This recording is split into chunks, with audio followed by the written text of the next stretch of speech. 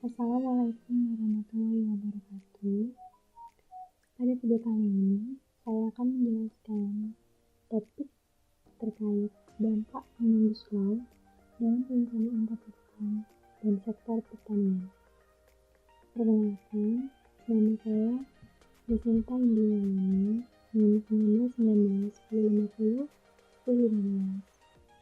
Prodi Perencanaan Negara dan Kota, Universitas Jember. Tugas ini saya buat untuk memenuhi tugas ujian tengah semester dari mata kuliah dasar agrikultur. Langsung saja, dalam pembahasan kali ini terdapat 3 topik bahasan. Yang pertama yakni Omnibus Law, yang kedua yakni dampak Omnibus Law dalam perencanaan tata ruang, yang ketiga dampak Omnibus Law dalam sektor pertanian. Poin pertama, Omnibus Law. Omnibus Law adalah metode atau konsep pembuatan regulasi yang menggabungkan beberapa aturan yang substansi pengaturannya berbeda menjadi satu peraturan dalam satu payung hukum. Omnibus Law yang akan dibahas kali ini adalah Undang-Undang Cipta Kerja yang telah disahkan pada tanggal 5 Oktober 2020 oleh Dewan Perwakilan Rakyat Republik Indonesia. Dalam RUU Cipta Kerja tersebut membahas banyak sekali terkait perubahan, penghapusan, dan penetapan peraturan baru terhadap banyak aspek dalam undang-undangan yang telah disahkan sebelumnya. Berdasarkan dikeluarkannya Undang-Undang Cipta Kerja menimbulkan banyak sekali implikasi di berbagai aspek, termasuk dalam perencanaan tata ruang. Selain itu, Omnibus Law Undang-Undang Cipta Kerja tersebut juga berdampak pada aspek pertanian dalam perencanaan tata ruang.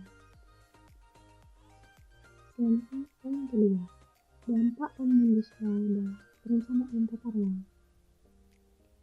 yakni terjadinya perubahan pada Undang-Undang Nomor 26 Tahun 2007 tentang penataan ruang yang meliputi 2 poin utama. Yang pertama, perubahan izin pemanfaatan ruang menjadi kesesuaian kegiatan pemanfaatan ruang. Yang kedua, yakni aturan tentang tata ruang pedesaan dihapuskan. Berikut penjelasan lebih lanjutnya. Poin pertama, perubahan izin pemanfaatan ruang menjadi kesesuaian kegiatan pemanfaatan ruang. Omnibus Law memberikan dampak terhadap perubahan perencanaan ruang terkait pemanfaatan ruang. Berdasarkan Omnibus Law Undang-Undang Cipta Kerja terdapat perubahan, yakni pada Undang-Undang Nomor 26 Tahun 2007 tentang penataan ruang Pasal 1 Ayat 32, di mana sebelum adanya Undang-Undang Cipta Kerja, pasal tersebut berbunyi, izin pemanfaatan ruang adalah izin yang dipersyaratkan dalam kegiatan pemanfaatan ruang sesuai dengan ketentuan peraturan perundang-undangan. Namun, setelah diberlakukannya Undang-Undang Cipta Kerja, pasal tersebut berubah isinya menjadi kesesuaian kegiatan pemanfaatan ruang adalah kesesuaian antara rencana kegiatan pemanfaatan ruang dengan rencana tata ruang. Perubahan pada Undang-Undang Nomor 26 Tahun 2007 pada pasal 1 Ayat 32 tersebut membawa dampak yang sangat signifikan pada aturan yang akan ditetapkan selanjutnya, termasuk dalam hal pelanggaran terhadap tata ruang. Jika sebelumnya pidana terhadap pelanggaran izin, maka dengan diberlakukannya perubahan pada Undang-Undang Nomor 26 Tahun 2007, saat ini pidana diberlakukan terhadap pelanggaran kesesuaian pemanfaatan ruang. Dalam perubahan undang-undang tersebut menghendaki adanya rencana penataan ruang yang sesuai dengan rencana kegiatan pemanfaatan ruang. Selanjutnya ini poin kedua, di mana aturan tata ruang pedesaan dihapus. Omnibus Law memberikan dampak terhadap pemanfaatan ruang pedesaan. Omnibus Law Undang-Undang Cipta Kerja telah menghilangkan 6 pasal yang membahas pemanfaatan ruang kawasan pedesaan yang diatur dalam Undang-Undang Nomor 26 Tahun 2007 tentang penataan ruang.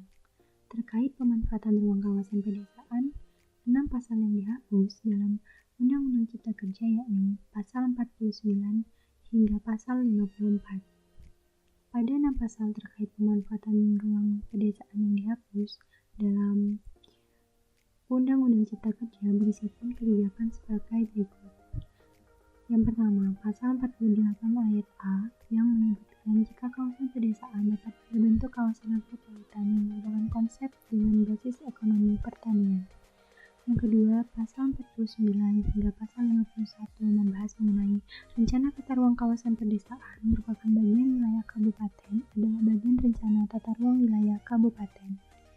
Yang ketiga, Pasal 52, 53, dan 54 mengatur mengenai pemanfaatan, pengendalian, dan kerjasama penataan ruang kawasan pedesaan.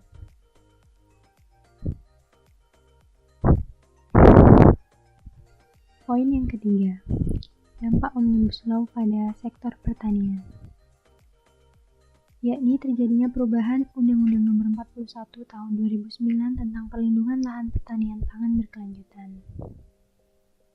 Perubahan pada Undang-Undang Nomor 41 Tahun 2009 tentang perlindungan lahan pertanian pangan berkelanjutan, yakni terdapat penghapusan pada Pasal 44 ayat 3, di mana dalam Pasal 44 ayat 3 tersebut mengatur tentang penyediaan lahan pertanian pangan sebagai lahan pengganti. Adapun isi di dalam Pasal 44 ayat 3 dalam UU Nomor 41 Tahun 2009 tentang perlindungan lahan pertanian pangan berkelanjutan yakni sebagai berikut. Penyediaan lahan pertanian pangan sebagai lahan pengganti sebagaimana dimaksud pada ayat 1 dapat dilakukan dengan A. Pembukaan lahan baru pada lahan cadangan pertanian pangan berkelanjutan. B. Pengalihfungsian lahan dari non-pertanian ke pertanian sebagai lahan pertanian pangan berkelanjutan, terutama dari tanah terlantar dan tanah bekas kawasan hutan sebagaimana dimaksud dalam Pasal 29 ayat 2. Yang C. Penetapan lahan pertanian sebagai lahan pertanian pangan berkelanjutan. Dampak yang ditimbulkan atas penghapusan Pasal 44 ayat 3 dalam Undang-Undang Nomor 41 Tahun 2009 tentang perlindungan lahan pertanian pangan berkelanjutan, yakni terjadi pada sektor pertanian, di mana menyebabkan semakin banyaknya alih fungsi lahan pertanian sebagai lahan non-pertanian, sehingga lahan pertanian semakin lama akan berkurang. Dampak lanjutan yang ditimbulkan yakni mengancam keberadaan kelompok petani.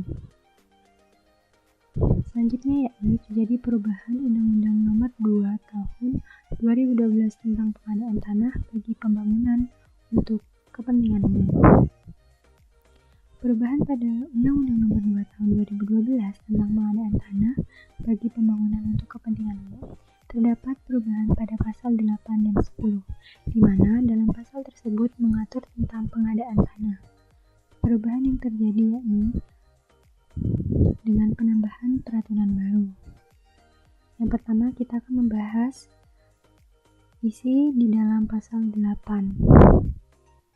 Berikut isi dalam Pasal 8 sebelum perubahan, yakni pihak yang berhak dan pihak yang menguasai objek pengadaan tanah untuk kepentingan umum wajib mematuhi ketentuan dalam undang-undang ini.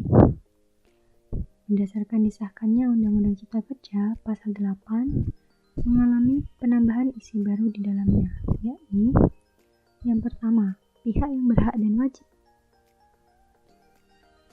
dan pihak yang menguasai objek pengadaan tanah untuk kepentingan umum wajib mematuhi ketentuan dalam undang-undang ini. Kedua, dalam hal rencana pengadaan tanah, terdapat objek pengadaan tanah yang masuk dalam kawasan hutan, tanah kas desa, tanah wakaf, tanah wilayah atau tanah adat, atau tanah aset pemerintah pusat, pemerintah daerah, BUMN atau BUMD. Penyelesaian status tanahnya harus dilakukan sampai dengan penetapan lokasi. Yang ketiga, penyelesaian perubahan kawasan hutan sebagaimana dimaksud pada ayat 2 dilakukan melalui mekanisme pelepasan kawasan hutan atau pinjam pakai kawasan hutan sesuai dengan ketentuan peraturan perundang-undangan di bidang kehutanan. Yang keempat, perubahan objek pengadaan tanah yang masuk dalam kawasan hutan sebagaimana dimaksud pada ayat 21 khususnya untuk proyek prioritas pemerintahan pusat dilakukan melalui mekanisme A. Pelepasan kawasan hutan dalam hal pengadaan tanah dilakukan oleh instansi. B. Pelepasan kawasan hutan atau pinjam pakai kawasan hutan dalam hal pengadaan tanah dilakukan oleh swasta. Selanjutnya, perubahan pada Undang-Undang Nomor 2 Tahun 2012 tentang pengadaan tanah bagi pembangunan untuk kepentingan umum tersebut, yakni berupa penambahan isi dari pasal 8 yang awalnya hanya berisi satu aturan inti, namun setelah disahkan Undang-Undang Cipta Kerja pasal 8 dari Undang-Undang Nomor 2 Tahun 2012 mengalami penambahan 4 poin aturan baru terkait pengadaan tanah. Tentunya penambahan aturan baru tersebut memiliki dampak terhadap sistem pengadaan tanah, terlebih lagi untuk pengadaan tanah untuk kepentingan umum. Dampak dari penambahan peraturan baru dalam pengadaan tanah pada pasal 8 yakni diprakarsai atau dikuasai oleh pemerintah pusat, pemerintah daerah, BUMN dan BUMD, sehingga dampak terhadap sektor pertanian yakni pemerintah maupun instansi terkait mampu dengan mudah melakukan alih fungsi lahan pertanian menjadi lahan untuk kepentingan umum lainnya. Selanjutnya yakni terkait perubahan yang terjadi di dalam pasal 10. Pada pasal 10 mengalami penambahan isi pada poin S dan T, yakni pada poin S, kawasan industri hulu dan hilir minyak dan gas yang diprakarsai dan atau dikuasai oleh pemerintah pusat, pemerintah daerah, BUMN atau BUMD. Poin T, kawasan ekonomi khusus yang diprakarsai atau dikuasai oleh pemerintah pusat, pemerintah daerah, badan usaha milik negara atau badan usaha milik daerah. Penambahan isi dari pasal 10 Undang-Undang Nomor 2 Tahun 2012 tentang pengadaan tanah bagi pembangunan untuk kepentingan umum, yakni meliputi pengadaan tanah untuk kawasan industri minyak dan gas, kawasan ekonomi khusus, kawasan industri, kawasan pariwisata, dan kawasan lain. Pengadaan tanah untuk kawasan tersebut tentunya mampu mengancam kawasan peruntukan pertanian akibat adanya kemudahan dalam alih fungsi lahan yang ada, sehingga hal tersebut juga akan merugikan para petani bila sewaktu-waktu tanah pertanian mereka harus terpaksa dialihfungsikan untuk pembangunan kepentingan umum. Mengingat sebelum adanya Undang-Undang Cipta Kerja, permasalahan alih fungsi lahan pertanian telah banyak terjadi.